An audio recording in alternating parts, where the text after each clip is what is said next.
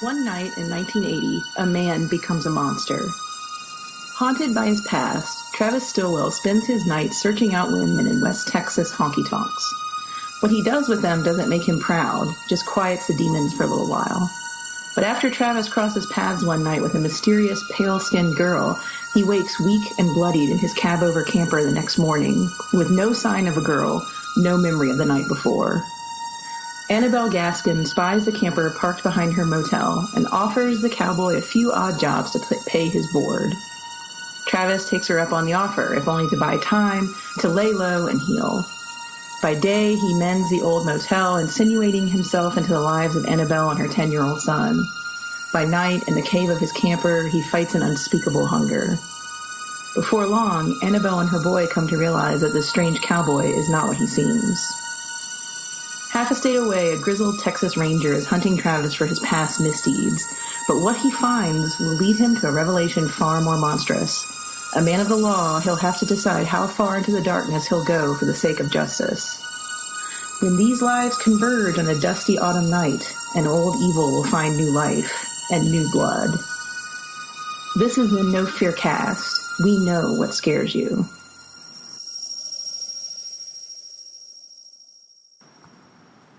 Hi, I'm Matt. I'm Mel.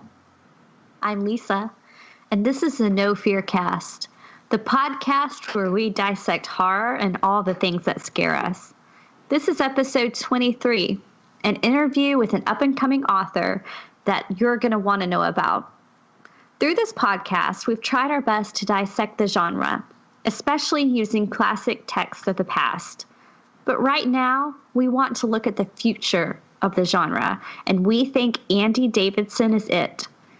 His debut novel, which we described in our opening, is called In the Valley of the Sun, out now from Sky Horse Publishing. Andy Davidson holds an MFA in fiction from the University of Mississippi. His work has appeared in Drunken Boat, Carve magazine, the Santa Clara Review, and other journals. He lives in Georgia with his wife. In a starred review, Publishers Weekly said of In the Valley of the Sun, in this bold, confident debut, Davidson takes the vampire myth to 1980s West Texas, perfectly capturing the feel of the era and place.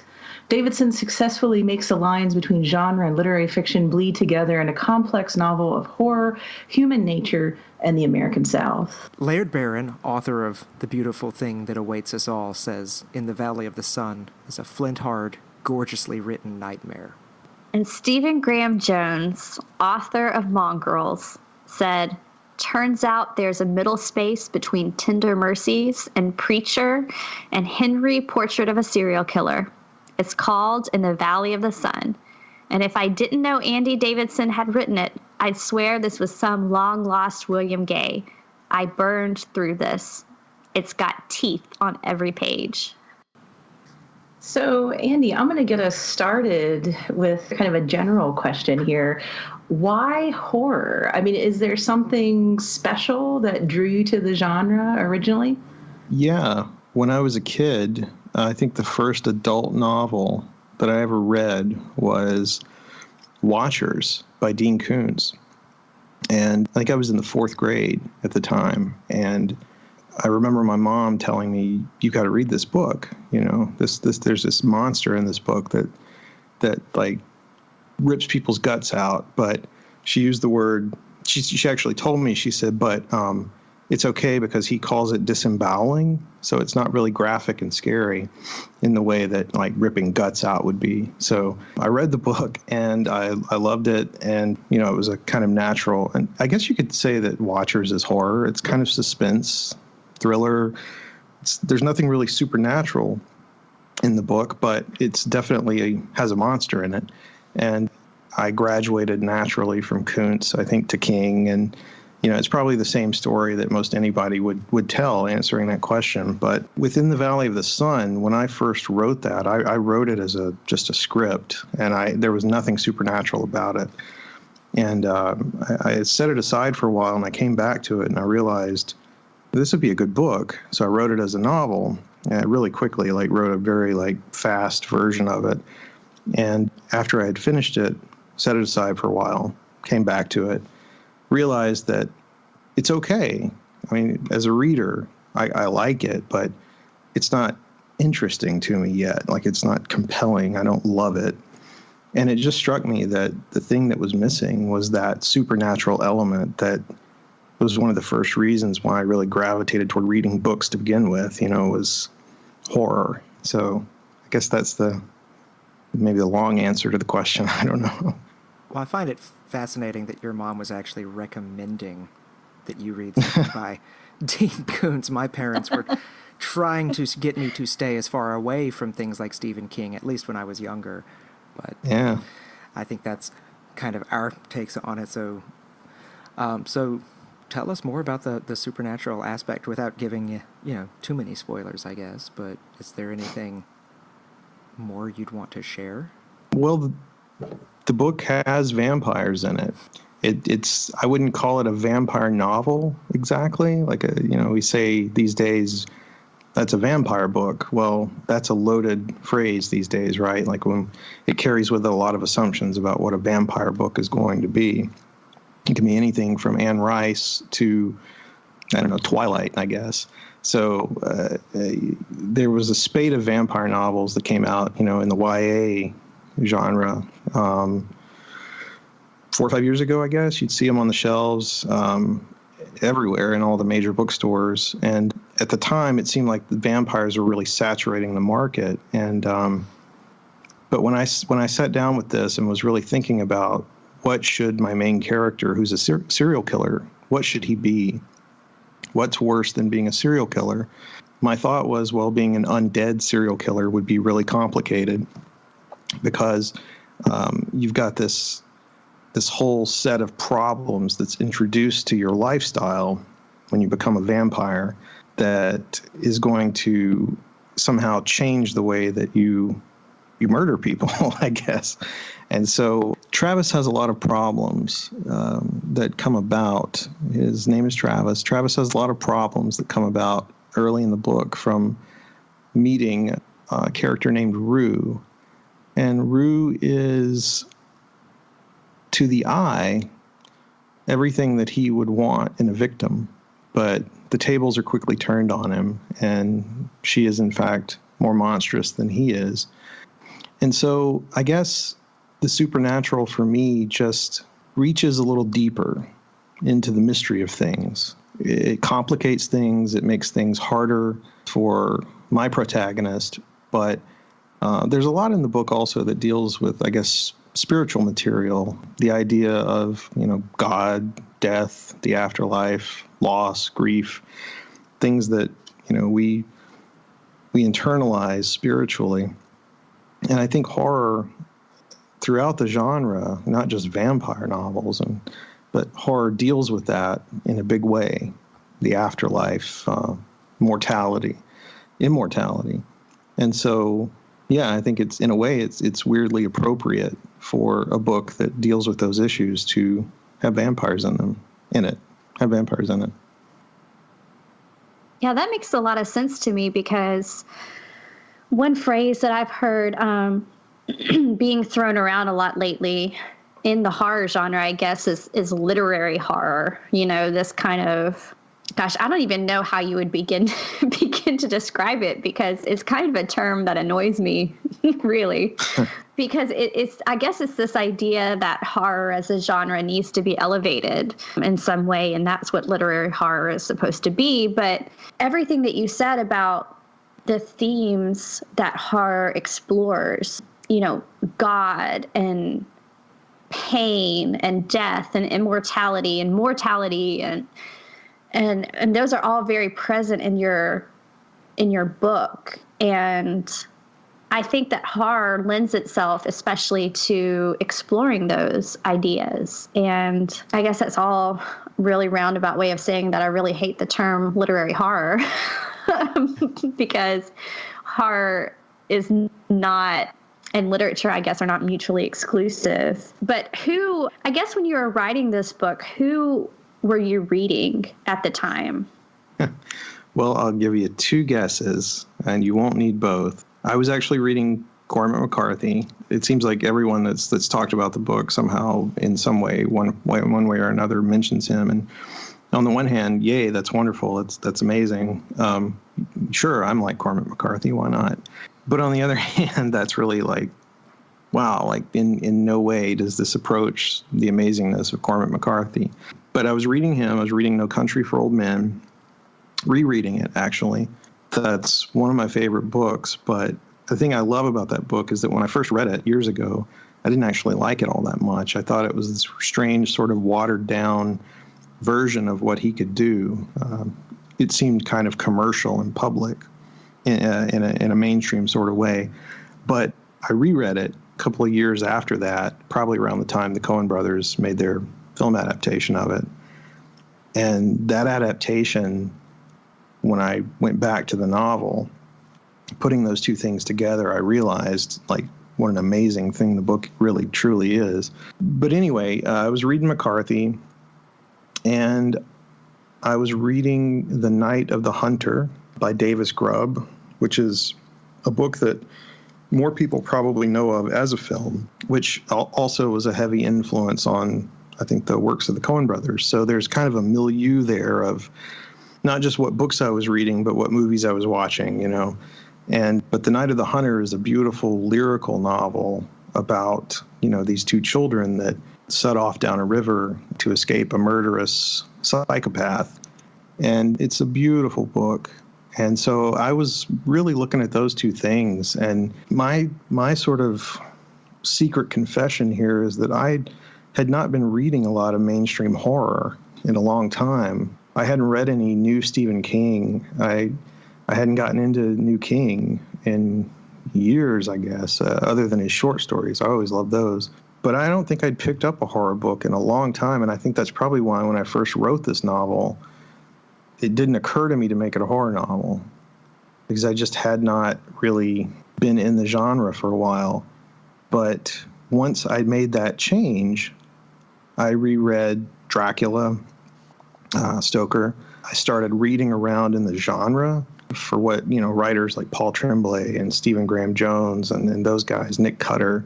I discovered Nick Cutter and was just like, wow, this is like the books I read when I was a kid. This is 80s horror. And so kind of the book, in making the choice to go in that direction, the book sort of opened up that door again for me, which has been a really wonderful experience as a reader in addition to being a writer. And so I think I'm in it, you know, like I can't imagine doing anything else. Nothing else appeals to me. The idea of going back to that idea of literary horror, you know, when you're an MFA and you come out of an MFA program, there's this whole set of ideas about what constitutes what Barry Hannah always mockingly referred to as literature, you know. So I sort of feel like I want to cast all of that aside, and I want to write a good book that takes place within this genre, but, you know, I don't want to sacrifice attention to language and metaphor and those sorts of things that we would typically associate with literary. Yeah, I completely agree with that. And I think that's why you probably said it much more eloquently than I ever would have. But why I've always hated that term, because it's just this idea that horror, because it's a genre book, that it can't pay attention to things like character and metaphor and language. And well, I'll throw this in there. I promise, I swear, I am not going to be one of those writers that, you know, you've written your first book, and so you sit there refreshing your page on Amazon, reading your reviews as they come in from various places, from readers. But I think I've currently got like 6 reviews, so yeah, that's awesome.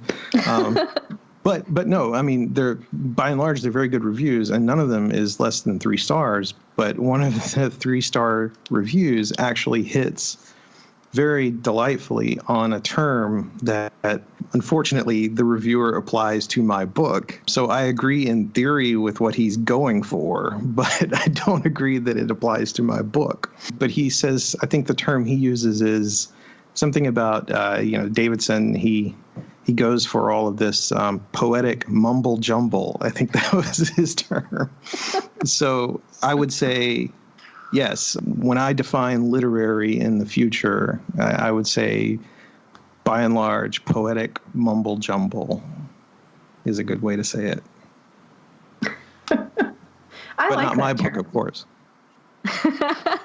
Yeah, that's such an interesting kind of, I don't know what the word, like debate or distinction. I mean, I agree with what you're saying, Lisa, that these kind of arbitrary distinctions are problematic. And I think, going back to what you were saying a little bit earlier, Andy, about adding the vampire to your book. I mean, one of the things that's so interesting about horror is we think of literary as, like, I think you use the term, Lisa, like elevated. So it's like an elevated theme or elevated issues with humanity. I don't know. Bring out all the big literary buzzwords. But horror does that too. And I think your book is doing those things in such an interesting way. I mean, a serial killer is a monster, right?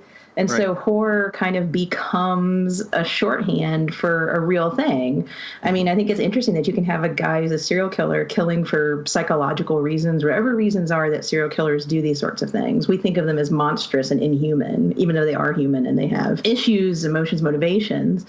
Then if you turn that person into a vampire, it seems to me like horror kind of heightens and complicates those questions in really interesting ways, right? I mean, You have a serial killer killing for his own personal psychological reasons, and then he becomes a vampire. Then it's like, it's still a predator-prey, but like his motivations change. And I think that distinction is so interesting. It's such an interesting comment on that.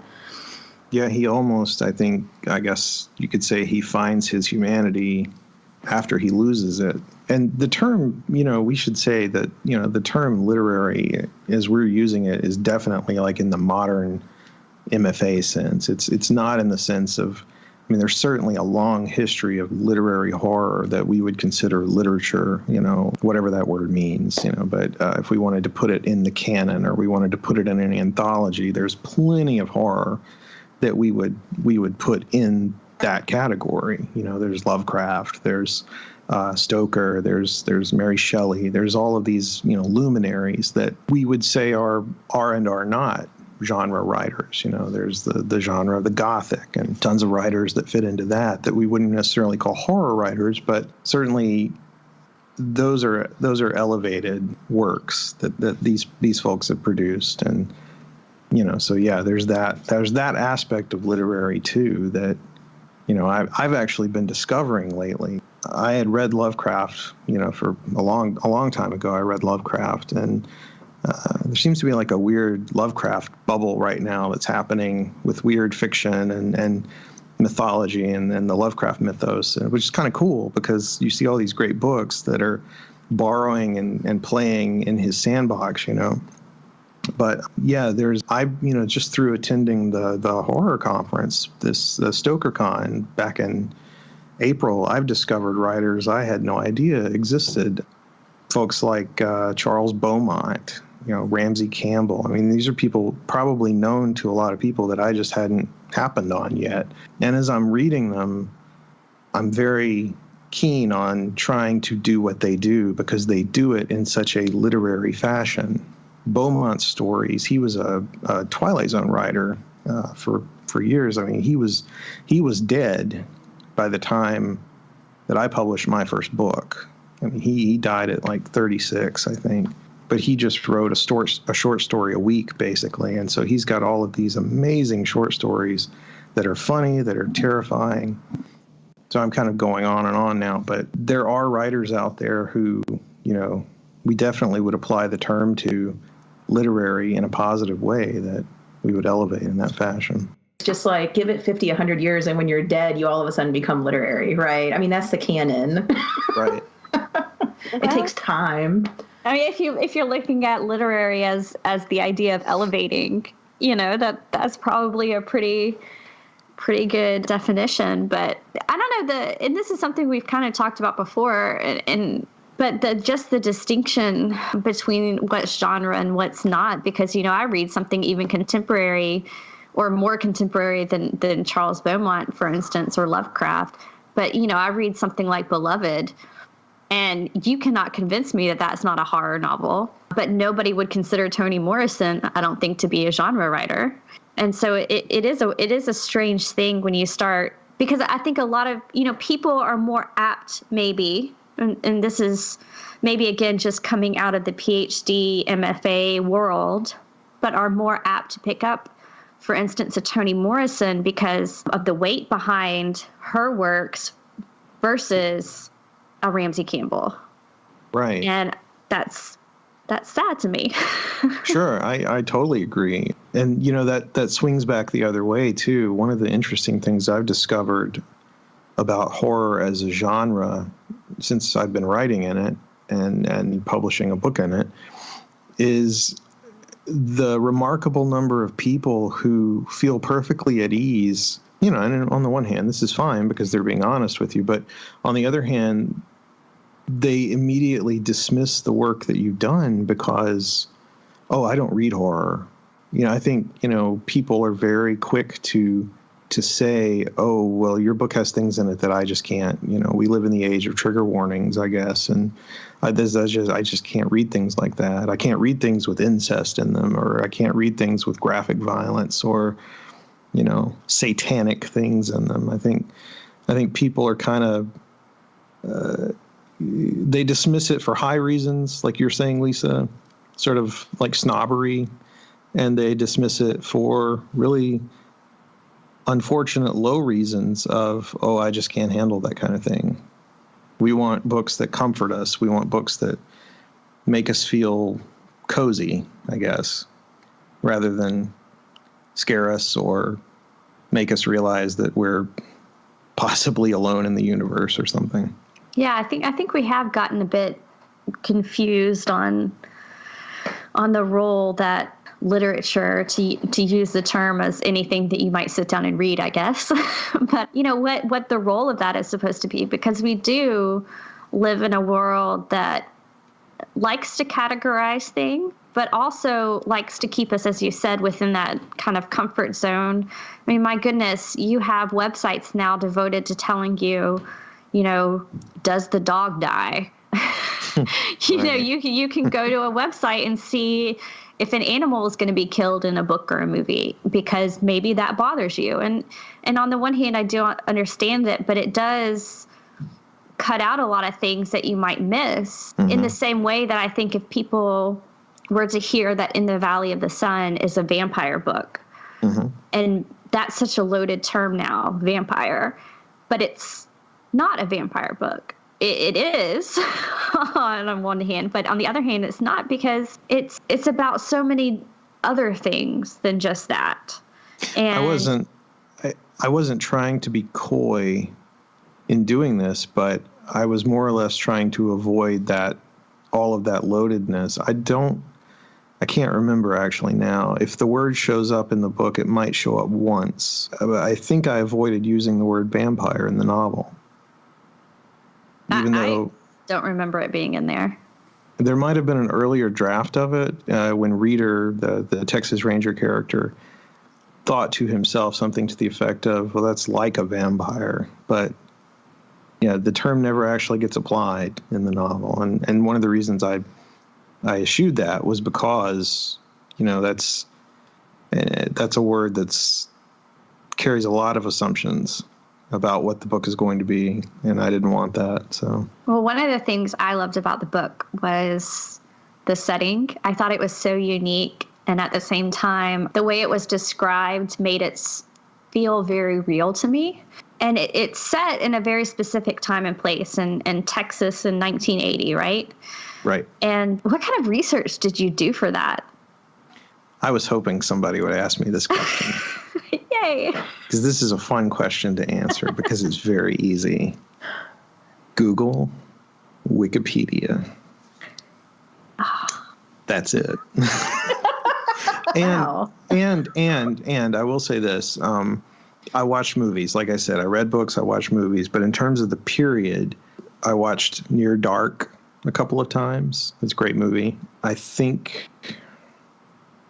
that's another project, so I'm not going to say that. But, I think I reread Salem's Lot. And so there's The trick about writing in the 1980s really is it's not too hard or difficult to evoke the time period because you simply omit technology and the way that it sort of runs our lives now.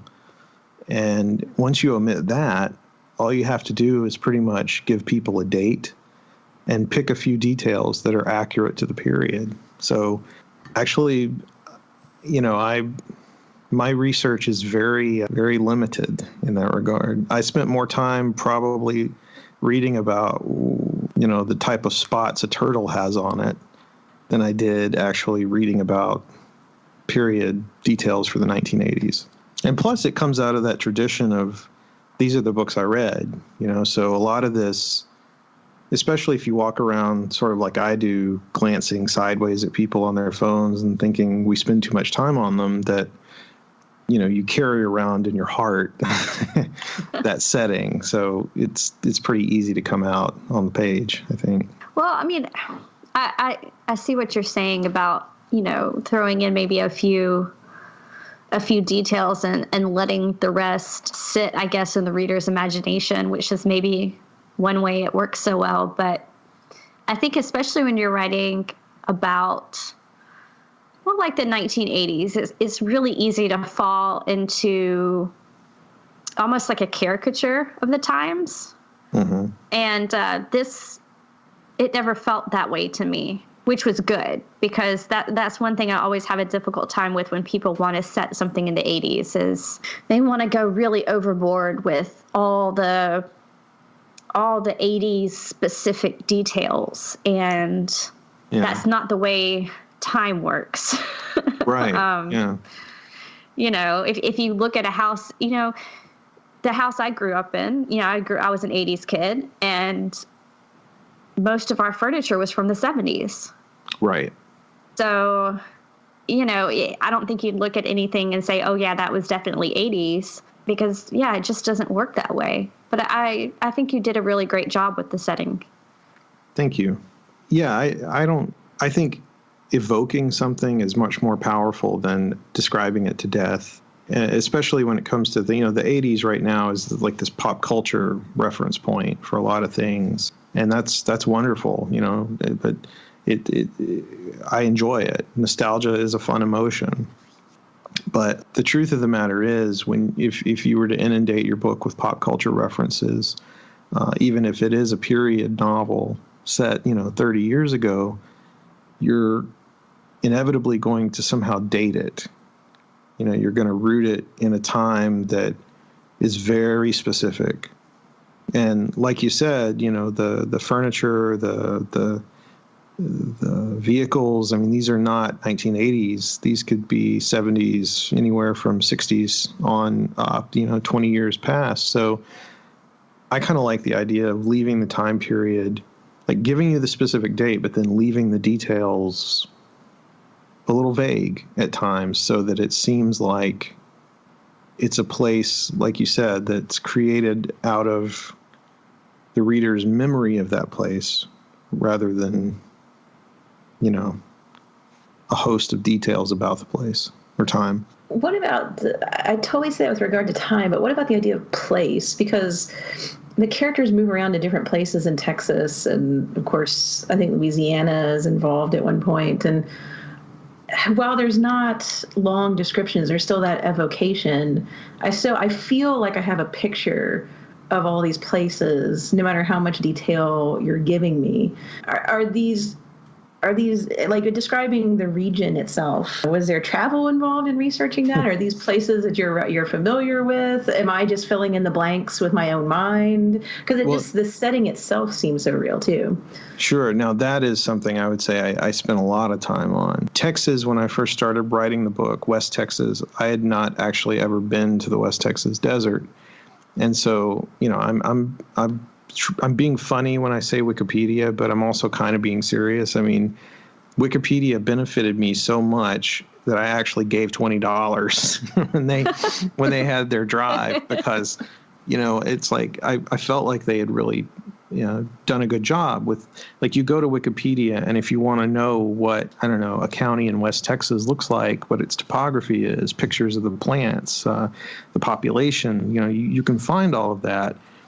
And then this is funny, but I mean, I used Google Earth and Google Maps and satellite views to look at these places, and right down to neighborhoods at times, like when Reader is in his patrol car sitting outside of the house with the family of mourners that are streaming in for the dead girl, I looked up a neighborhood in that area because I wanted to get the trees right.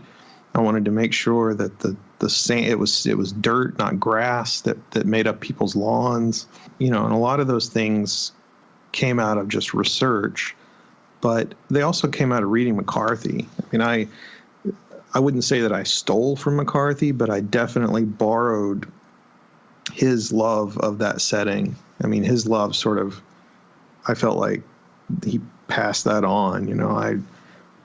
You read No Country for Old Men, and that part of Texas just leaps off the page, and it's so sparse too, which is the kind of neat thing about that book, is he chooses just the right turns of phrase and words to really give you that complete picture. Later, there was travel. We went to West Texas after, the book had already sold, and we took a trip out west, and we drove back through, and I took a lot of video of the actual region where I had set the book, and I made a list of things as we were driving through. We spent about a day on Highway 90, and I made a long list of things that I had gotten wrong or that I hadn't gotten at all. And when we got home and it came time to start doing revisions for my editor, I started changing things. I started adding in these details. One of the things that we caught while we were out there in the West that I had no idea about, that I think is really great, is when the sun sets in the desert, the light is reflected off the ground.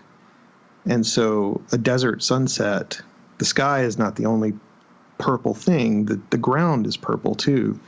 There's this amazing thing with light that happens, so we picked up a lot of stuff like that from actually going there, but it wasn't until later in the process, which has nothing to do with vampires. You didn't observe any vampires just to make sure that you got it right? I did not see any vampires.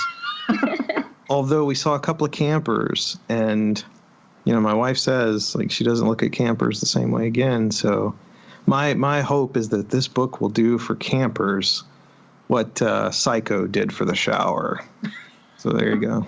I mean, I would think twice about walking past a camper after reading your book, right?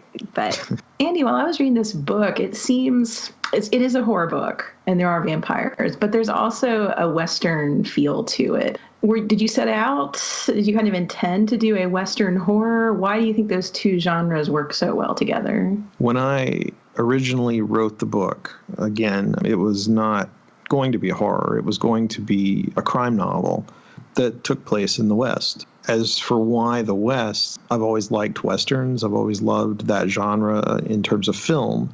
And like I said, I was writing it, initially as a script, trying to just learn the process of screenwriting on my own.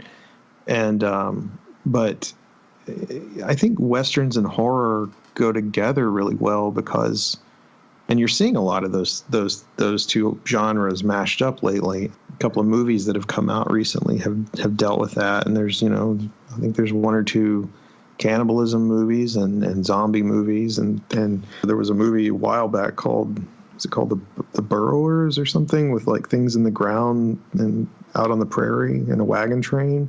So there's a lot of like attempts to marry those two things together. And I think the reason they fit really well together is they both deal with mythic things. They both deal with the West as a myth, the idea of the frontier, of the unexplored place, or the West as a metaphor for, our soul. It's vast. It's often very lonely. And again, these are things that dovetail very, neatly with the horror genre, loneliness and the human soul, but in terms of my own novel, I think that it's hard to beat it as a setting. It's a great setting to describe, to use in a figurative way. So horror stories and Westerns share this idea of the unknown. In Westerns, the unknown is usually some outcome or destination that you can't see. Like you're on a journey to an unknown place that's not on the map. It can be a literal landscape, a figurative destination, some dark place in our own hearts. In horror, the unknown is typically going to be what terrifies us, right? Like a storm drain or a basement, things that we are just on some base level terrified of.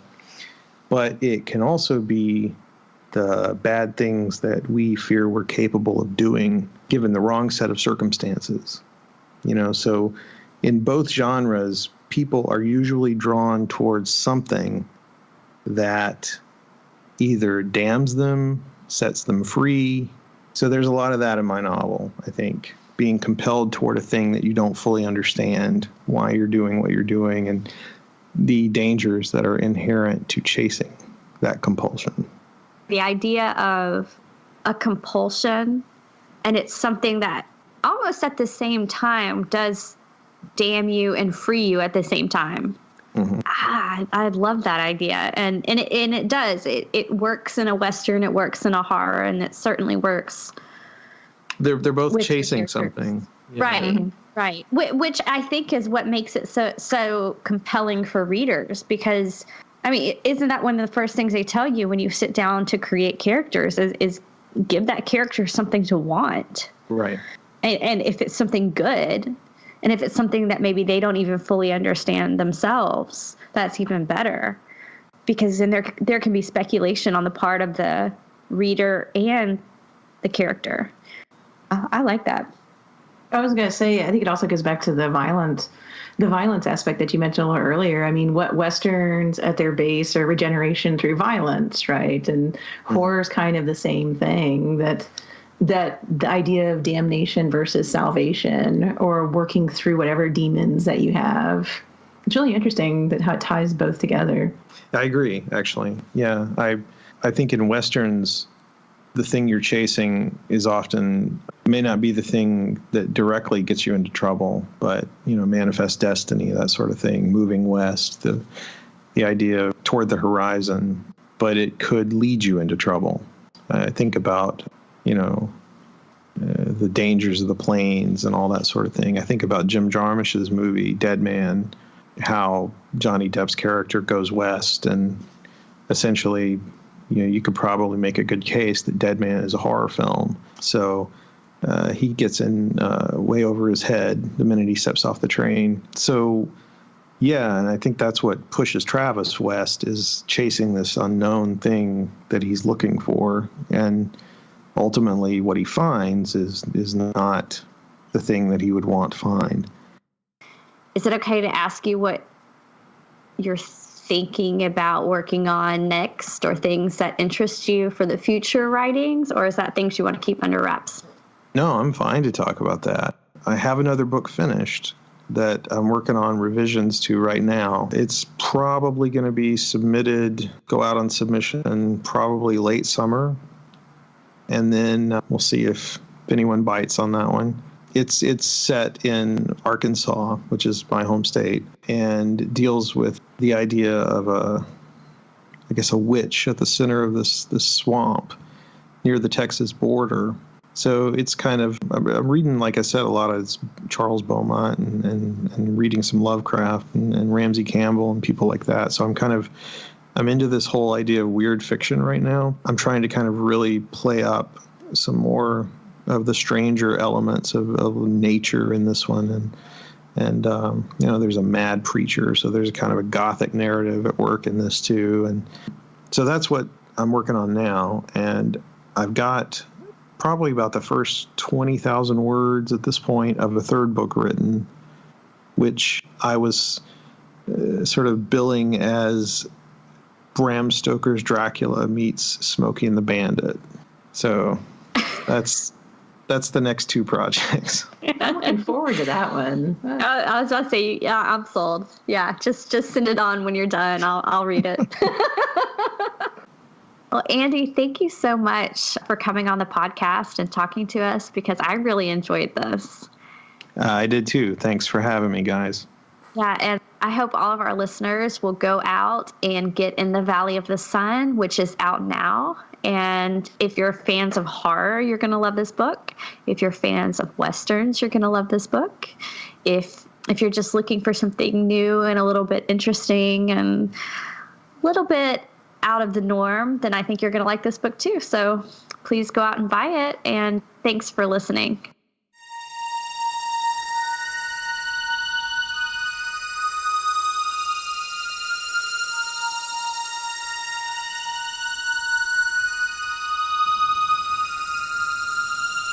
This is the No Fear Podcast.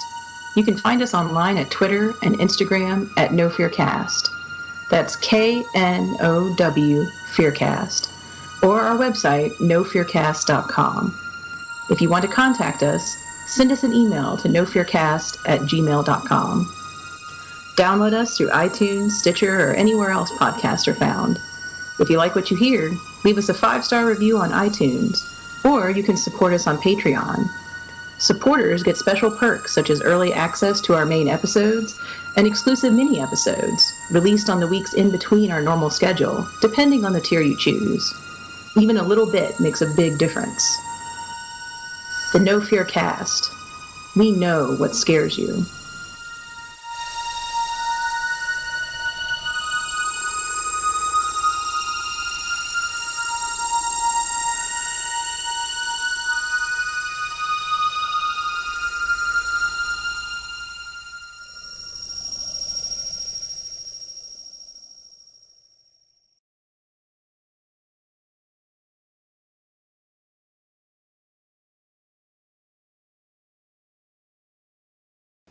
This is a personal project and not related to any academic institution.